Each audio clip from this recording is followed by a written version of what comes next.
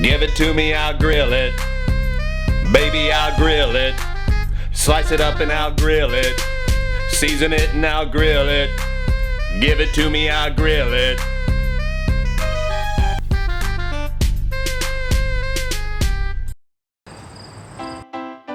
Alright, welcome back guys. Just want to go over a couple safe handling tips because we are using vegetables and chicken. Chicken is especially troublesome as far as bacteria. So always handle your vegetables and your meats separately. Clean your workspace after you use your vegetables or your meats so that you're not cross-contaminating. Use different utensils. So it's really a health thing, but just don't mix your meats and vegetables, especially when the meats are raw. Now I've got chicken thighs and chicken breasts here. I want to show you the difference between cooking meat with a bone in and meat with a bone out. Now these chicken breasts have their bones right now because boneless, skinless chicken breast was $5.89 a pound. Chicken breast with the skin and the bone on was $2.89 a pound. So I said, okay, for $3 less a pound, I'll just cut the bone out. So that's what I'm going to do.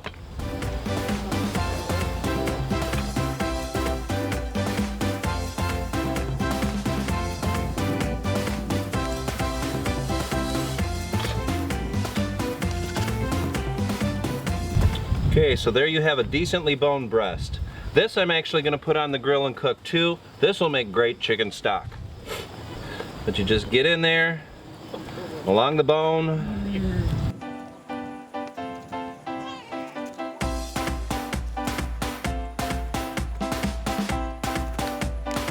And there you go.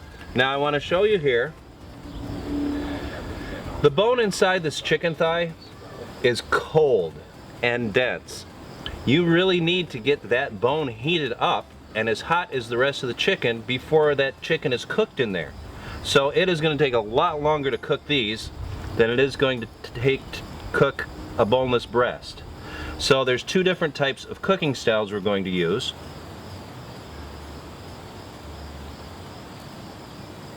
Hey Ed, did you massage those titties before you boned them? No, I deboned them. You massaged them though? I did not massage the breast, no. Okay, so I want the thighs that have the bone. Now you can cook, I cook them skin on because that adds a lot of flavor. It keeps the meat from burning. And you can always take the skins off after you cook them. If you want less fat, cook them without skins. Thighs traditionally have more fat, but they also have more protein than a breast. You ain't touching the breasts? The thighs. Oh. I like licking them. So basically, oops. Basically what's going to happen on the breast, we're going to treat the breasts as if they were a hamburger patty or a fish fillet. We're going to cook them on one side until they start to turn opaque and they're almost cooked halfway through. Then we're just going to flip them once and cook them through the other side. Because there's no bone inside, you really don't have to cook them that long. And if you keep flipping them, you're just going to dry them out. So the secret to great hamburgers, great chicken breasts, boneless breasts, great bratwurst is to flip them just once. The thighs, on the other hand, have the bone inside, so we really need to get that bone inside heated up. We need that meat to pull away from the bone. So these guys are going to get turned over and over and over and over again. We're going to do that about every 5 or 10 minutes so they don't burn, but we're going to leave these alone so that they cook through. So let's put the lid down. I'm going to go wash my hands and we'll come back. Oh yeah. I'm just going to put these on the outside of the grill where there's no coals so they can just cook at a nice slow pace and I don't have to worry about them. Flare-ups, don't spray with water, put the lid on. It decreases the oxygen. Okay, well now we're ready to flip the chicken. Wow, that really looks good. So what we're going to do, you can see these are already opaque. Just flip those once. Let them cook on the other side. And And then we're gonna flip our thighs also. Really? Really. Now the thighs, we're gonna leave this for about 5-6 minutes. The breasts will be done by that time, but the thighs are gonna need a couple more flips because you have that bone in the center. You gotta heat up that bone. So let's just put the lid back on and give it a rest and see how our guests are doing. So now I'm ready to take the chicken breasts off. I'm going to salt them lightly first because, as I said before, if you salt something before you cook it, it's going to draw out the moisture. Also, I like to cook meats dry. Marinades tend to cook off. I mean, especially on a charcoal fire.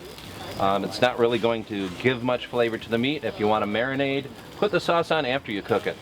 Put your flavorings on after you cook it. If you're going to use barbecue sauce, once it's cooked, this is the time to start putting the barbecue sauce on after it's cooked and then just glazing it on the meat. But this is just regular. Give it a little salt on the other side. Then the chicken breasts are cooked. They're going to come off. Whew. And then I'm going to turn the thighs one more time. You can see that charring. That's on the skin, so you don't have to worry about it. It won't get to the meat. There's a little fire going. Like I said, don't spray it because you'll just spray the coals all over and get ash everywhere. So just close your lid. It'll cut down on the oxygen and it'll stop the fire. So these are some nice looking breasts. I'm going to take these inside and then we'll come back. We'll finish with the chicken thighs.